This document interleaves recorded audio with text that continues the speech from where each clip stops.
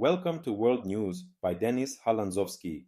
If you value calm, balanced, and fact-based reporting on major geopolitical developments, please subscribe, leave a comment, and share your perspective. Today's report examines emerging discussion about possible U.S. plans to capture Venezuelan President Nicolás Maduro, a topic that raises serious strategic, legal, and diplomatic issues in the Americas and beyond. Recent coverage suggests that senior U.S. officials and advisors connected with former President Donald Trump have been considering, or at least debating, an extraordinary option: the capture of Venezuelan President Nicolás Maduro. While details remain preliminary and speculative, the discussion reflects deep frustration within some U.S. policy circles over Maduro's continued hold on power amid political repression and economic collapse in Venezuela. Those advocating for such plans frame the idea as a measure to confront corruption, organized crime, and rights abuses attributed to Maduro's government.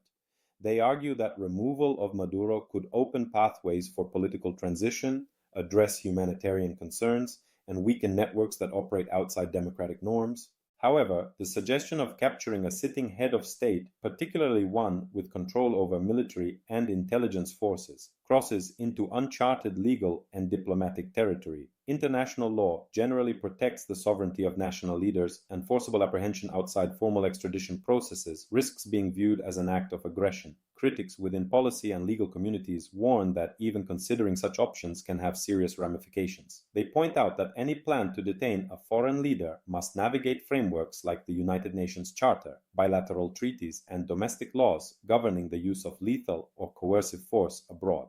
Officials who express caution stress that dialogue, sanctions, or legal proceedings through international courts are established mechanisms for addressing alleged abuses by foreign leaders.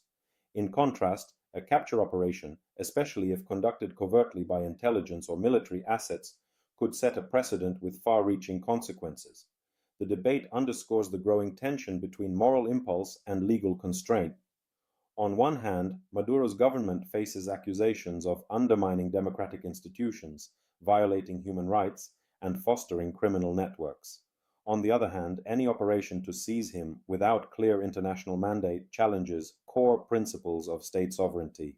The discussion about capturing Maduro carries diplomatic and geopolitical implications that extend beyond U.S.-Venezuela relations. First, regional response. Latin American governments typically emphasize respect for sovereignty and non-intervention, even when criticizing specific governments.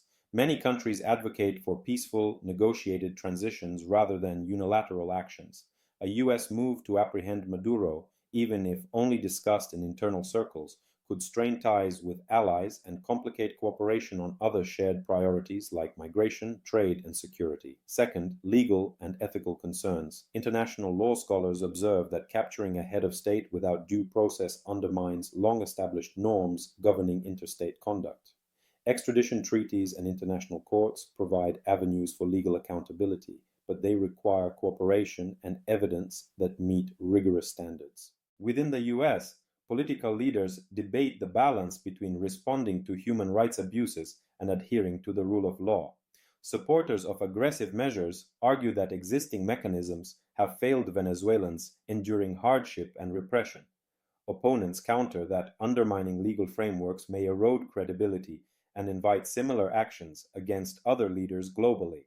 Third, security consequences. Venezuela's military and security apparatus remain loyal to Maduro's leadership, raising questions about how a capture operation would be executed and what its aftermath might trigger. Escalation into armed confrontation, civilian destabilization, or regional backlash are risks cited by strategic analysts. Fourth, public and international opinion. In the global arena, opinions vary. Some civil society organizations and advocacy groups focus on accountability for human rights violations and support for democratic movements. Others prioritize peaceful processes and warn against military or covert interventions that resemble regime change strategies of the past.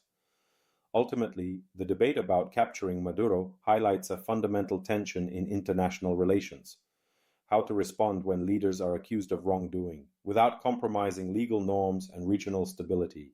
The discussion itself, even if no action materializes, signals the depth of concern among policymakers and the complexity of choosing a path forward.